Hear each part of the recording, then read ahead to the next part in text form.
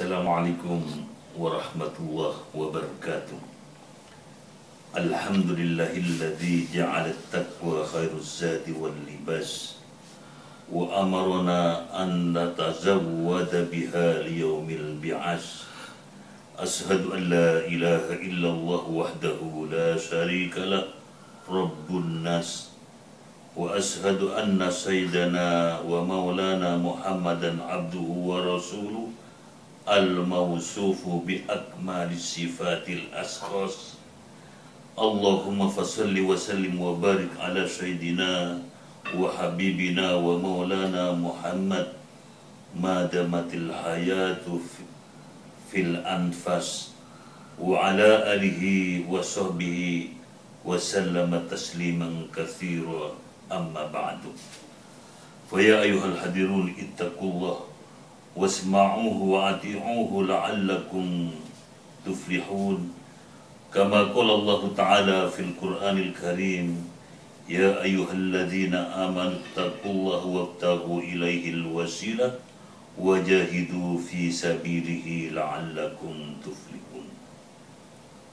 Hadirin yang berbahagia, marilah kita tingkatkan iman dan takwa kepada Allah Subhanahu wa Ta'ala agar kita dijadikan atau digolongkan oleh Allah Subhanahu wa Ta'ala menjadi orang yang berbahagia dunia dan akhirat. Tadi jelas Allah Subhanahu wa Ta'ala berfirman di dalam surat Al-Maidah ayat 35, yang artinya, marilah wahai orang-orang yang beriman, bertakwalah kepada Allah Subhanahu wa Ta'ala dan carilah jalan untuk mendekatkan diri kepada Allah Subhanahu wa Ta'ala dan berjuanglah di jalannya agar kalian menjadi orang yang berbahagia. Jadi jelas, kalau kita ingin menjadi orang yang berbahagia, maka Allah memberikan resep kepada kita, namun kadang kita mengabaikan apa yang telah Allah memberikan kepada kita, yaitu satu resep jalan yang sempurna. Satu kata Allah Subhanahu wa Ta'ala di dalam ayat tadi, iman. Apa yang dikatakan iman? Iman adalah seseorang yang mengucapkan dengan mulutnya, meyakinkan dengan hati, menjalankan dengan segala anggota badan. Banyak orang yang mengatakan beriman, tetapi hanya di bibir saja, namun hatinya tidak yakin. Orang yang demikian ini akan dikejar oleh kebingungan, kemenderitaan, karena dia hanya di mulut, hati tidak percaya kepada firman Allah Subhanahu wa Ta'ala. Yang dua adalah takwa kepada Allah Subhanahu wa Ta'ala. Takwa ini harus menyerahkan diri kepadanya. Maka Allah Subhanahu wa Ta'ala, hanya orang yang berimanlah supaya meningkatkan atau mendapatkan kedudukan yang takwa. Takwa ini kita ikhtiar dulu, kemudian semua diserahkan kepada Allah Subhanahu wa Ta'ala. Dengan kata bahasa Latin orait labora, kita berikhtiar, kita menjalankan, kemudian berdoa, dan semuanya diserahkan kepada Allah Subhanahu wa Ta'ala. Yang ketiga, amal soleh sebagai jalan mendekatkan diri kepada Allah Subhanahu wa Ta'ala. Sholat, berdoa setiap waktu, bertahajud setiap malam, itu amal soleh yang demikian itu mendekatkan diri kepada Allah Subhanahu wa Ta'ala. Ketika kita dekat kepada Allah Subhanahu wa Ta'ala, insya Allah apa yang kita pinta, Allah Ta'ala akan mensukseskan, akan membuang segala dosa-dosa yang berkarya di hati kita, karena kita mempunyai satu keyakinan bahwa doa kita diterima oleh Allah Subhanahu wa Ta'ala. Tidak akan bimbang, tidak akan susah, karena semuanya ini Allah lah yang mengatur. Kita dekat kepada Allah Subhanahu wa Ta'ala, maka selalu gembira, bahagia dunia akhirat. Yang keempat, berjihad di jalan Allah Subhanahu wa taala. Jihad di dalam pada jalan Allah Subhanahu wa taala bukan hanya berperang saja untuk mengendalikan hawa nafsu. Kita bertindak di luar hukum, tapi kita bisa mengendalikan hal itu. Itulah termasuk jihad fi sabilillah. Karena kata Rasulullah sallallahu alaihi wasallam, pada waktu perang Badar adalah perang yang sangat besar. Tetapi kata Rasulullah, setelah kita kembali akan menghadapi perang yang lebih besar. Sahabat pada saat itu, Masya Allah, banyak menangis. Karena perang yang besar adalah pada waktu perang Badar. Rasulullah mengatakan, lebih besar lagi yang kita hadapi adalah perang apa itu? Adalah perang hawa nafsu. Memerangi hawa nafsu ini, Masya Allah, itu luar biasa. Tetapi kalau kita serahkan kepada Allah Subhanahu wa taala, insya Allah berat bagaimanapun juga yang kita hadapi, maka Allah Ta'ala akan memberikan suatu jalan yang sangat mudah. Sebagaimana firman Allah Subhanahu wa taala, "Wa may yattaqillaha yaj'al lahu min amrihi yusra." Barang siapa yang takut kepada Allah Subhanahu wa taala, maka Allah Ta'ala mengeluarkan suatu jalan untuk menuju kemudahan.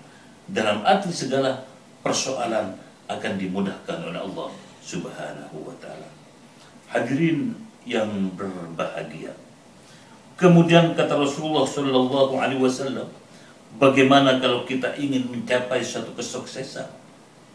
Saya pernah membaca dari Abi Hurairah, su'ila anil kamal, apa untuk menempuh suatu jalan yang sukses.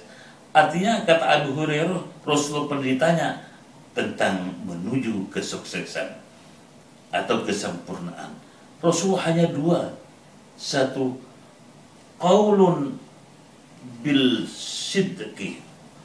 Artinya qaulun bil haqqi wal amalu bis sidqi. Rasulullah mengatakan hanya dua, berbicara dengan benar, kemudian bekerja dengan sukses, dengan kebenaran. Jadi bicara dengan hak, kemudian bekerja dengan benar. Kemudian Rasulullah Shallallahu Alaihi Wasallam, kalau kita berbicara dengan benar, itu insya Allah orang akan angkat tangan. Tetapi kebanyakan orang sekarang pada saat ini, banyak orang berbicara, 1000 janji diberikan kepada pendengar supaya mendapatkan perhatian. Namun setelah itu mereka janjinya hanya satu yang ditepati. Banyak orang yang bekerja tidak amanah, banyak bohong, maka hal itu akan membawa menderita kepada dirinya sendiri, bahkan kepada keluarganya dan juga kepada bangsa. Kita lihat di TV-TV berapa banyak orang yang bohong karena ingin mencapai cita-citanya yang busuk, yang jelek itu ya. Dia berani korupsi. Karena apa? Mereka tidak beriman kepada Allah Subhanahu wa taala. Hanya mereka keyakinannya untuk mendapatkan suatu kedudukan, dia harus meraih harta yang banyak. Tapi dengan hal itu Allah Subhanahu wa taala mencabut kekuasaannya, mencabut hartanya. Apa akhirnya? Dia menjadi menderita dan juga semua bangsa dirugikan olehnya, karena mereka tuh selalu bohong, yaitu menghadapi jabatannya, pekerjaannya, tanggung jawabnya.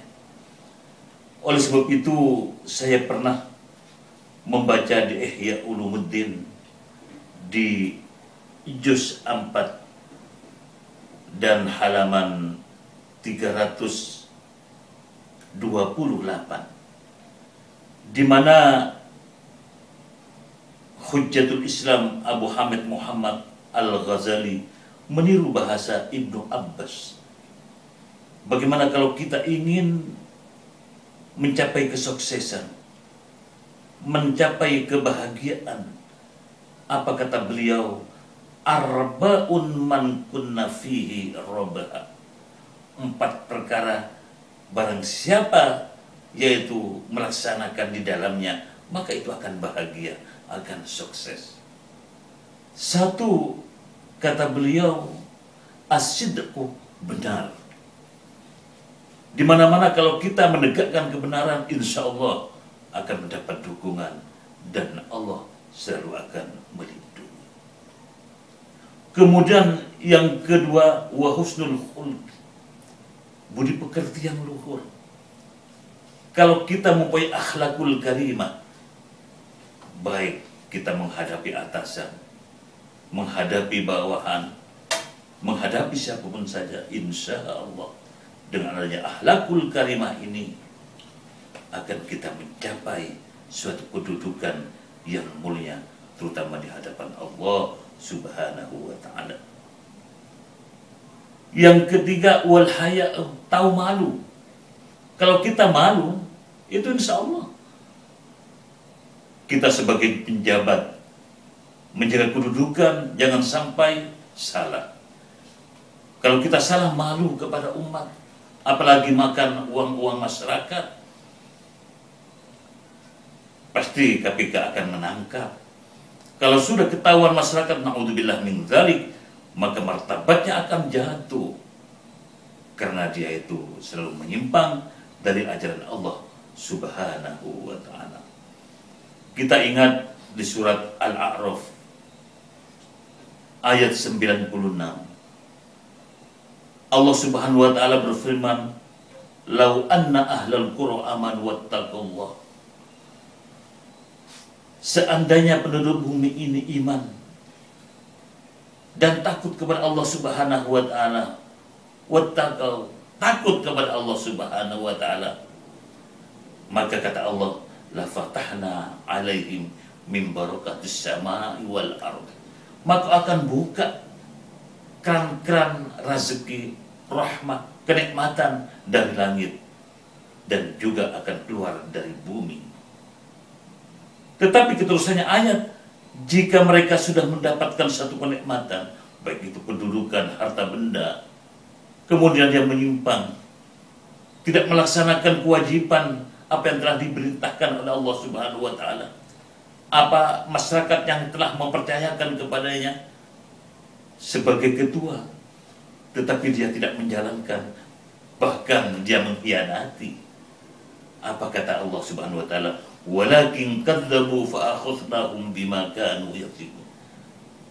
Maka aku akan ambil kenikmatan-kenikmatan yang telah aku berikan kepada mereka, sebab mereka tidak amanah, sebab mereka menyimpang dengan pelantaraan perbuatan sendiri yang selalu mengkhianati. Kemudian yang keempat, as-syukur. As-syukur ini bersyukur. Banyak seseorang yang telah mendapatkan harta benda, pangkat, tetapi dia tidak bersyukur kepada Allah Subhanahu wa ta'ala, maka akan diambil oleh Allah Subhanahu wa ta'ala kedudukannya, bangkit hartanya. Maka kata Allah Subhanahu wa ta'ala, la in syakartum la azidannakum wa la in kafartum inna adzabi lasyadid. Jikalau engkau bersyukur kepada aku, kata Allah Subhanahu wa ta'ala, niscaya aku akan menambahi kenikmatan itu, baik kedudukan tambah tinggi, hartanya tambah banyak, tentram damai di dalam rumah tangganya. Tapi karena mereka kebanyakan tidak bersyukur, wala in kafartum in adzabi lasyadid, maka Allah Subhanahu wa ta'ala, karena gara-gara itu menyimpang, gara-gara khianat, tidak menepati janji, maka Allah Ta'ala akan memberikan siksa baik di dunia maupun di akhirat.